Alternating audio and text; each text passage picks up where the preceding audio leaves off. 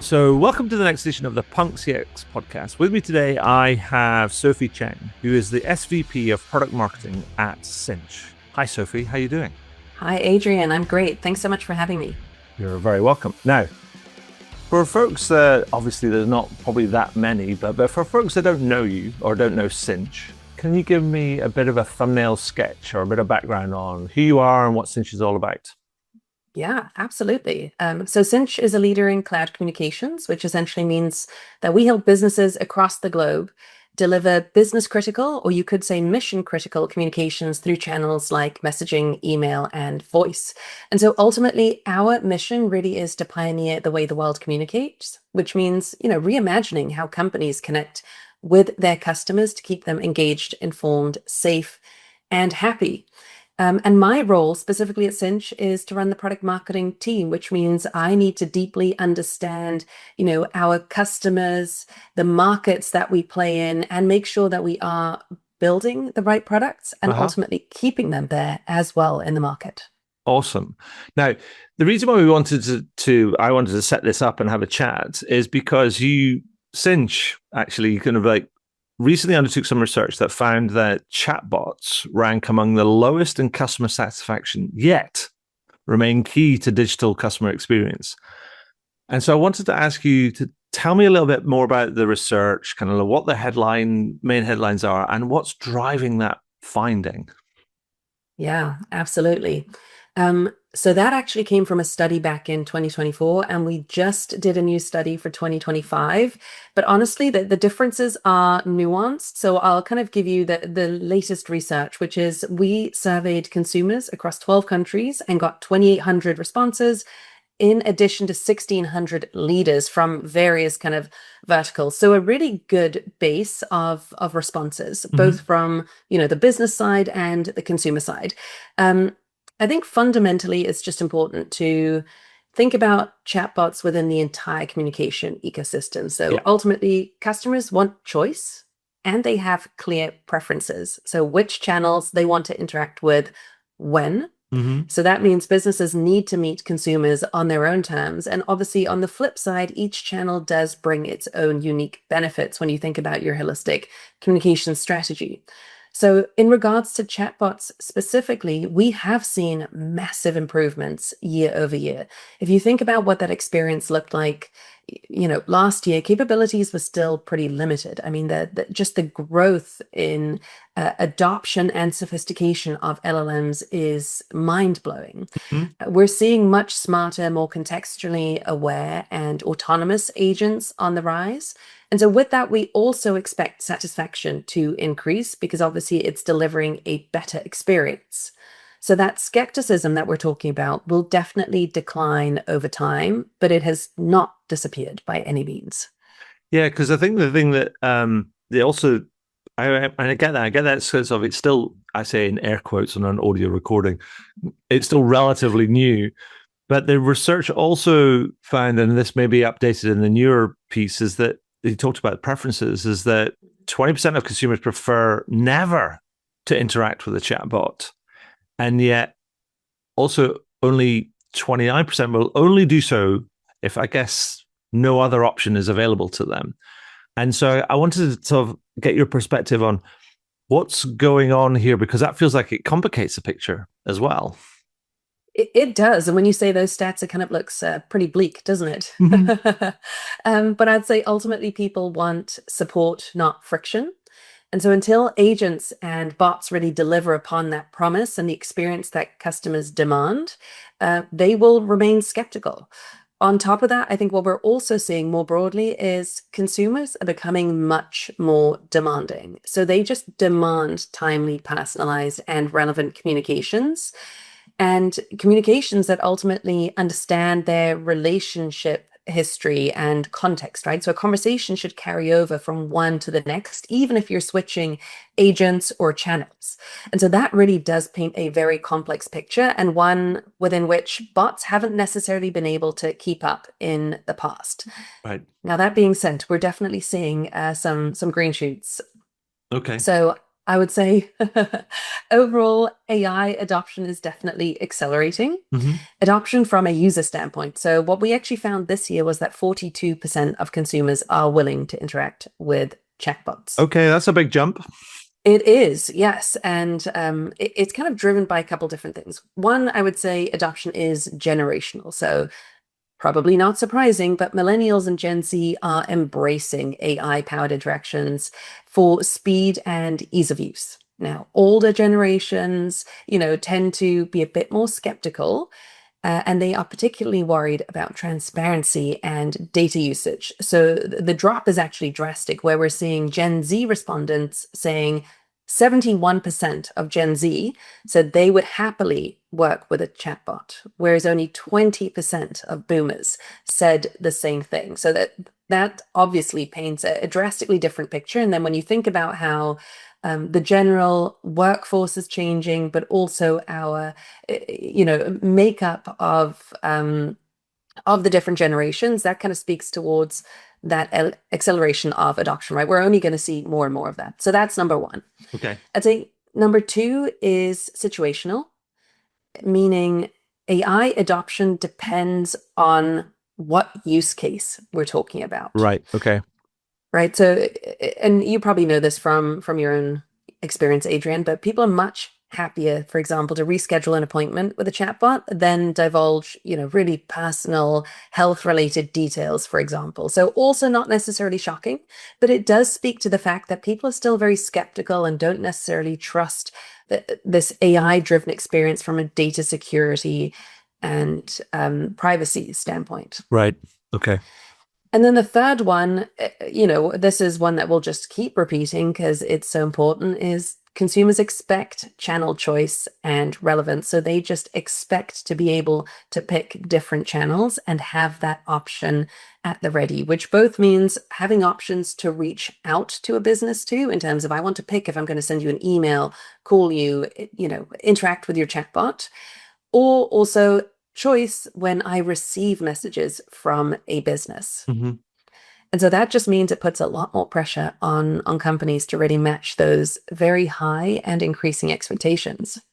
Yeah, no, it's a complicated picture that people's preferences are changing rapidly. The people are coming more au fait with technology, but they still have these hardwired sort of preferences around kind of choice. And it's, as you say, it's very situational and very contextually driven. But I think there's also with the whole technology adoption and implementation sort of side of things. I wanted to explore a perspective that you shared, where you said, we obviously we want to make these things better. It doesn't want to just be one and done, as it were. But then there's still a big, as you say, a big bit of skepticism around the use of chatbots amongst many various different demographics. But you also shared with me a perspective where you said that you believe that most brands build chatbots backwards. And I was like, oh, tell me more about that. What do you mean by that? Yeah, absolutely. So what we mean by that is essentially that a lot of companies approach building a chatbot from a tech first mindset. Right. So they really focus on building a technologically advanced tool, let's say, rather than focusing on the customer journey.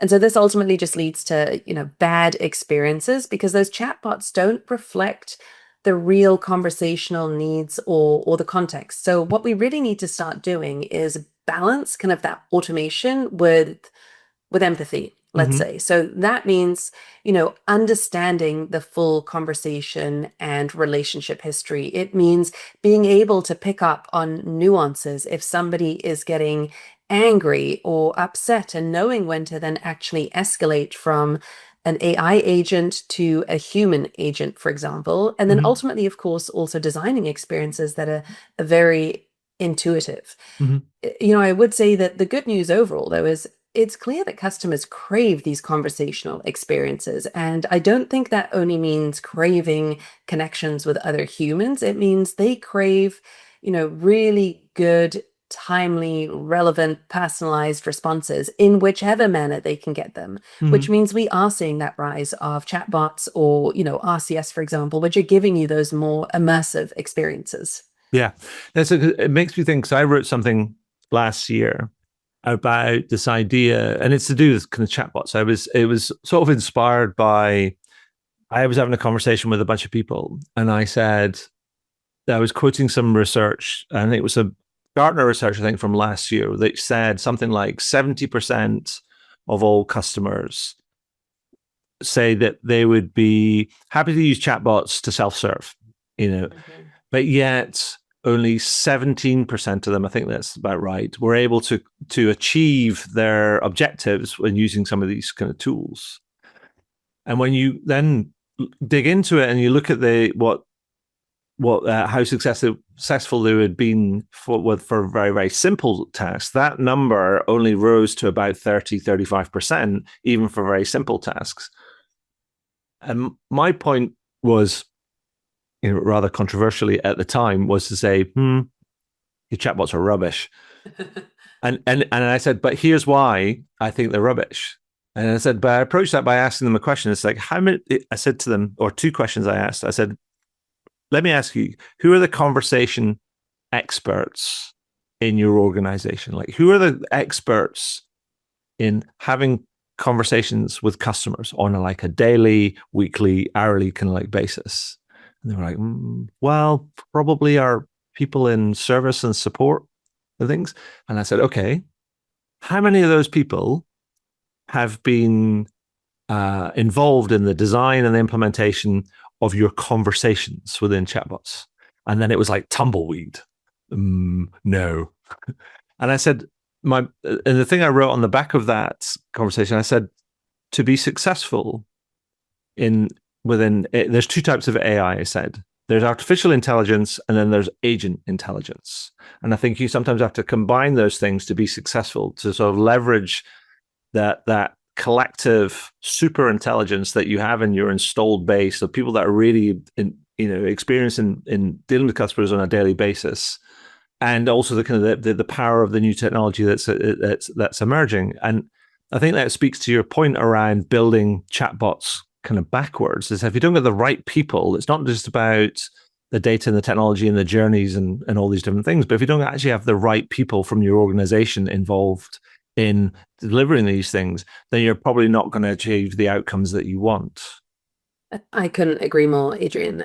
It definitely speaks to that. You have to build it from a customer first mindset and not from that tech first standpoint. And that's a great point. You definitely should be bringing in your frontline teams that interact with customers every single day, actually know the nuanced questions that they ask or the areas where they get hung up. And if you do it well, you really can deliver a much improved customer experience, but it can't just be bots that are these simple if-then statements. Yes. And so, I mean, I guess underlying that statement around most brands should build chatbots backwards must be a belief or a conviction that we can here's actually what we should do instead. I mean, can you walk me through that sort of design and implementation kind of journey about what brand and how the sort of journey that brands should be going on in order to deliver these, more effective tools and better outcomes? Yeah, absolutely. So I'd say overall, obviously, you need to start with your customer and their problem. So you need to understand what are the main use cases that your customers come to you to solve, right? Is your influx in support requests typically, for example, around rescheduling appointments, or is it understanding what health benefits your insurance covers, things like that? That's data that companies typically have at their fingertips. So definitely start with your customer and their problems. And that means you will ultimately deeply understand their needs. But then you also kind of need to layer that in terms of their preferences. So it kind of goes back to, again, you do need to give them that choice of channel. You need to make sure you're bringing in relationship and conversation context, which carries over between those sessions and channels. And that is a very complex thing, which means you need to have data from in-person conversations that have happened that maybe you've added to your CRM or ERP. It means you need to understand what somebody's recent purchase history or maybe even just browsing history was. You need to understand if their recent experience was positive or negative. For example, did they leave a review somewhere or fill out your NPS scorecard? So you need to kind of take that entire context for one single person into account, which is now, when you think about how AI can help, tremendously useful, because that is just impossible for one person to kind of go through and do that in real time. For example, if you were a human answering to questions on a chatbot, or if you're saying responding to a phone call. Mm-hmm. And then obviously you kind of also need to have things like understanding the in-moment interactions. And what I mean by that is, what is that sentiment, right? Because if somebody is starting to get angry, you need to know when to triage or give them choices to kind of switch channels. So I'd say it's not about people being against bots per se, right? No, It's much more, people don't want bad experiences, which I think we can all appreciate. We have problems, 100%. we want them to be solved as fast and as seamlessly as possible. Now, one thing that I actually thought was fascinating that came out in our research, Adrian, was 2/3 of businesses seem to think their communications are integrated. So when I say seem to think, they said, yep, all of our communications are nicely integrated, which means between channels and across experiences. And yet the biggest frustration from consumers was that they constantly receive unwanted, outdated, irrelevant messages. Mm-hmm. So there is clearly this massive disconnect that we need to solve for. I think it's interesting that you talk about that, and that's consistent, and it's been consistent for years over different sort of domains. In terms of, I remember back in that, there was an old piece of research I think came from Bain from probably more than a decade ago that said, 80% of brands think that the experience that they deliver is great, and yet only about 8% of customers agreed. And it's like this sort of thing is that they're stuck in this, I don't know, their own little bubble, as it were, about thinking about, I'm not sure there's a cognitive bias that's related, that overestimation bias or something that's related to that. I mean, so that's a problem. How do you crack that? Totally. And it's kind of wild that we're talking about this, a decade or decades later still, but I guess that's where it is nuanced. Things still have improved, I would say, over time. Yeah, but you've indeed. also obviously got those rising customer expectations, because Mhm. people know what good can look like. Yeah. I think they also just start demanding and expecting that. And the flip side, I think, which is probably more daunting nowadays, is there's a lot more choices for consumers. So Yeah. one bad experience with a brand or a company is often enough for people to switch. Mm-hmm. So people, this is a very risky business if you don't get it right, let's say, Yeah. which really means companies need to focus on building trust. And I think that's absolutely where it kind of comes back to, you need to put the customer front and center. And so if you're not in a position yet to be rolling out communication channels that will actually support your customers in the way they need to receive or expect to receive support, then maybe you should focus more on improving that experience first, I guess I would say. Yeah, right? no, Like, don't build a chatbot for chatbot's sake. I know, indeed. I mean, for me, I think it feels like you've got to collapse the distance. There's almost that perspective distance. And I also going to think about the idea that you've got to almost like change your behavior to change your perspective. You almost have to go and seek the insight. So get out from behind your laptop or your desktop or you're kind of away from your dashboards and stuff and see things how they actually are. I mean, I remember speaking to who was he? He was the CPO at Zopa years ago, and they're like an online peer-to-peer lending kind of platform. And they did this fascinating thing where, because they didn't really speak to the customers like on the phone, they didn't have live interactions. It's all sort of done as web-based. They brought a whole bunch of customers into their offices and had them actually do some live transactions in front of them. But then there was a whole group of people behind this one-way mirror sort of thing. They're watching. It's a bit like a market research kind of like studio. And they were watching them doing these things, and it was designers and engineers and marketeers and communications experts and everything else. And thankfully, the room was soundproofed as well, because people in the team got to see the customers of theirs actually interacting with what they designed in real time, and they were screaming at the window, going, "No, it's over there! Do this, do that! It's simple." But there's a completely different reality when you see things in the wild, and I think it feels to me that's the sort of kind of different types of effort you've got to take to grab that insight, to be able to collapse that gap between what you think is good and how people actually experience it. Does that make sense? It definitely does. And I think it's one of those things that you just have to, I guess with most things in life, it's trial and error, right? There's all the time, you can put all the research into things, but at the end of the day, you ultimately have to put it out into the wild and have your real customers and prospects test whatever experience you're putting out there. So yeah, it totally makes sense to me. Yeah, no, so sorry, I'm just one of those things I kind of bang on a little bit about, but like going, sometimes you have to get out from behind your desk and go and talk to people and see how things work in the in real life, because that's where you'll get a real insight in terms of to see what, to your point around, you get to see the real friction, right? And 100%. But I also think that, as you said earlier, that the technology is improving, exponentially, and it's mind blowing in terms of how fast it's improving. New models are coming out every day, different updates and all these things. But this technology is also not without risk. And I wonder if, when we're talking about particularly kind of chatbots, but I'm sure it's applicable for, other kind of channels and other different kind of functionality capabilities. I mean, what are some of the pitfalls that brands should be on the lookout when they're wanting to lean into the use of AI assistance or generative AI in kind of like in general? Yeah, that's a great question.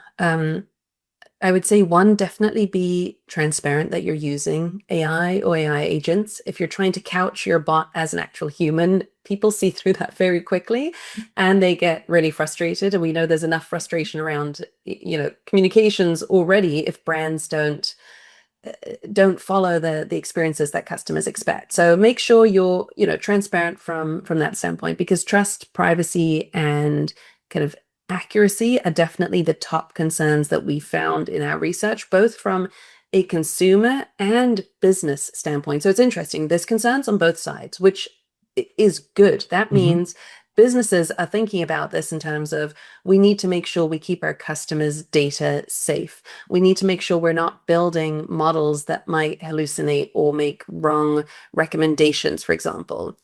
And then from a consumer standpoint, it's, obviously, it's obvious that they're concerned because they don't know if they can trust the technology yet. So they need to kind of have a couple of positive experiences with AI agents overall, and then a particular brand to kind of start building up that muscle, let's say, to leverage and trust those chatbots. So you definitely need to make sure you've got guardrails in place as a business while you're building these AI agents. What type of data can, they pull from?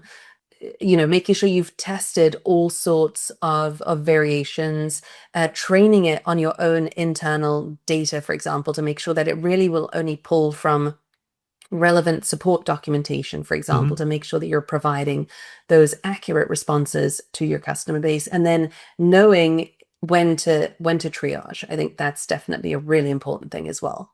Perfect.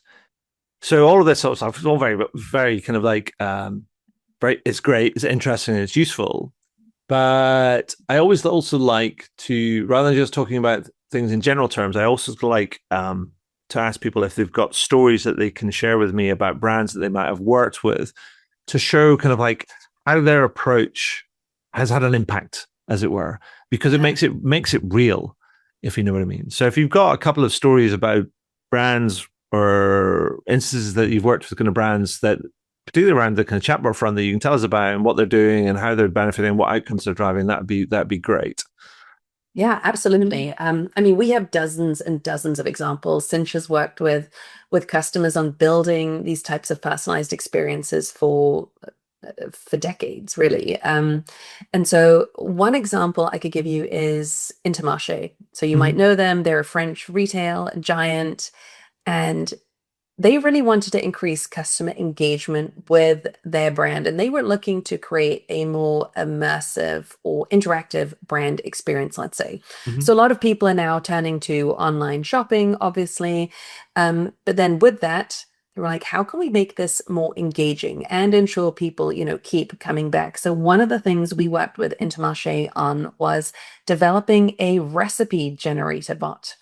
So this is like a more fun application of how you could use an AI agent where, it knew what was in your shopping cart and could then suggest recipes that you might want to consider cooking, but would also then know if you need extra ingredients, for example, to be able to make whatever we were just suggesting in terms of that recipe. And so it was definitely one of those things where they just saw a massive spike, I think, in customer engagement and still waiting to hear, I guess I would say, on retention numbers, but it was a campaign that was very well received and just kind of a more fun and lightweight way to get consumers used to interacting with a chatbot. Right.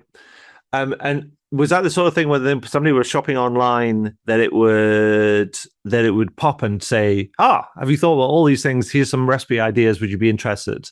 Or how did that kind of engagement sort of thing kind of work? Was it that they had to go looking for it, or did it just kind of go, "Ta-da! Have you seen? Do you know?" That type of thing? Right. Well, it essentially started with their newsletter. So a lot of people kind of sign up to get their regular newsletter. And Oh, so they okay. already knew these were fairly engaged folks. And that's how they initially rolled it out, where from that newsletter, you could kind of click through, you'd end up, it'll give you when I say newsletter, we're talking like deals of the week, for example. Right.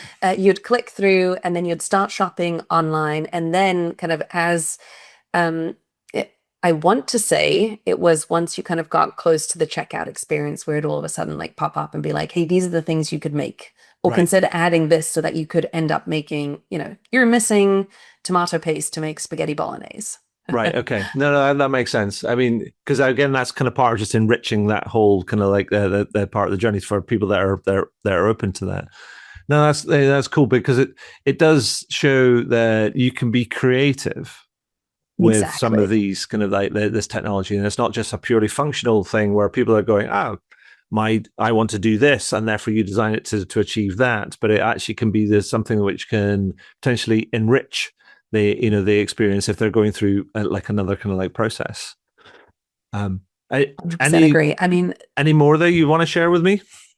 yeah, I mean, I'd say there's tons of like very functional applications as well, right? So I'm not advocating for only start with lightweight kind of fun things. There's really tangible, helpful ways that you and your company can be leveraging chatbots today already. So another example is we work with a lot of banks or financial institutions, and obviously here we're talking about sensitive data, right? Mm-hmm. So when you're talking about somebody's finances, you need to be pretty um, secure in that experience, let's say. But it is one of the most common use cases, I would say, where banks are looking to leverage chatbot experience to support their customers and get them faster responses.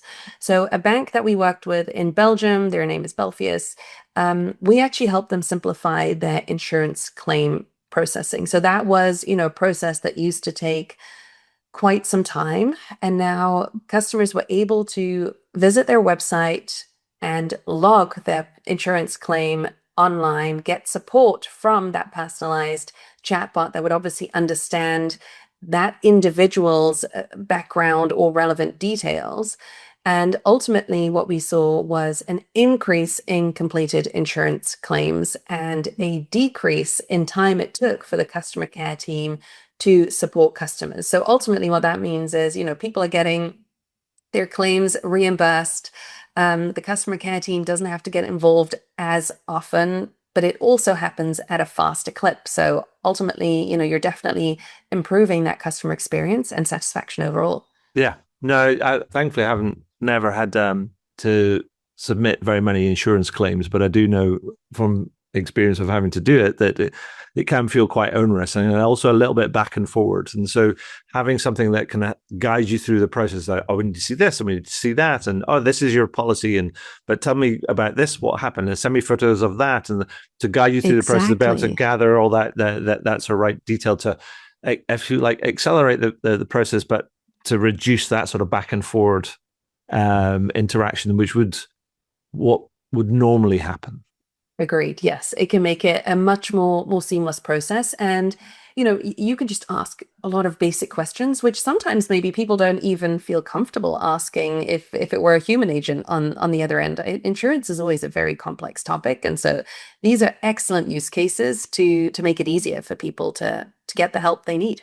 Perfect. So, Sophie, we've covered a bunch of kind of different things around trying to make these experiences more customer sort of centric and therefore more effective, and it's not just functional, but it can also be creative, and it could be also efficiency driven, and so on and so forth. And I think there's some really good stuff in there. So is there anything else that we've missed that you'd like to add or kind of highlight before I ask you some quick fire questions at the end? Yeah, I would say one stat that came out of our recent research was 97% of businesses are using or planning to use AI within their customer experience in 2025. That is up from 63% last year. So that really is a seismic shift if you think about how businesses are thinking about leveraging AI. But I think the crucial point is actually not that everybody's thinking about it, but more that adoption isn't enough, right? That real transformation is only going to come when companies integrate AI, automation, orchestration, that kind of rich intelligence layer around an individual customer, and putting that customer at the center. So to me, as a marketer, but also working for Sinch, this is an incredibly exciting time because I actually think it's never been more important, but also never more achievable to kind of create these types of experiences that customers really will love. Excellent. So some quick fire questions before we wrap up. So we talked about a bunch of different things, but I always like to ask people to almost boil it all down, or give me their best advice. And the way I've been doing that recently, well, probably for the longest time right now, is to ask them to complete this sentence. And the sentence is this: if you want to improve your customer experience, Sophie says, do this, ... Over to you. Complete that sentence. Okay. Well, you should start with the customer, not the channel, and focus on solving real problems and moments that matter. Oh, drop the mic, walk off. Thank you very much. Now, the second question is, obviously, it's a punk CX podcast. So I have to ask you a punk kind of question, or a punk related question. And so my question is this: what company or brand do you think is taking a more punk approach to customer experience, and why? Yeah, I know you've asked other people this question, and I was really racking my mind. I'm like, I'm going to come up with something really interesting and snazzy. And I ultimately came back to something maybe more personal, which is I recently created a personalized book for my little nephew, and it's a brand called Wonderbly. And you can basically go through this online experience where you get to create characters and you get to put them into different types of books. Let's say like a Where is Wally type of experience.